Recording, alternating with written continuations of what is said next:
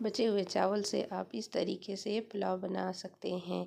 आज दोपहर में चावल बच गया था तो हम इसको थोड़ा सा कढ़ाई में ऑयल लिए, 1 चम्मच घी लिए और कुछ खड़े मसाले जिसमें जीरा, तेजपत्ता, दालचीनी है, ये सबको और किशमिश, काजू लिए और कुछ वेजिटेबल जिसमें बीन्स है, गाजर है और मटर है। इन सबको कच्चापन जाने तक का भून लेंगे और फिर इसमें चावल डाल देंगे। 1 चम्मच काली मिर्च, 1 चम्मच नमक और 1 चम्मच चीनी डाल देंगे। फिर इन सबको अच्छे से मिला लेंगे। फिर इस पे हम 1 चम्मच घी डाल देंगे और इन सबको चलाते हुए लो फ्लेम में 2-3 मिनट तक ऐसे भून लेंगे। ये देखिए, और हमारा पुलाव बन के रेडी है। ये देखिए कितना सुंदर बन गया है। अब हम इसको निकाल लेंगे। आलू और फूल गोभी के साथ निकाल लिए हैं हम इसको।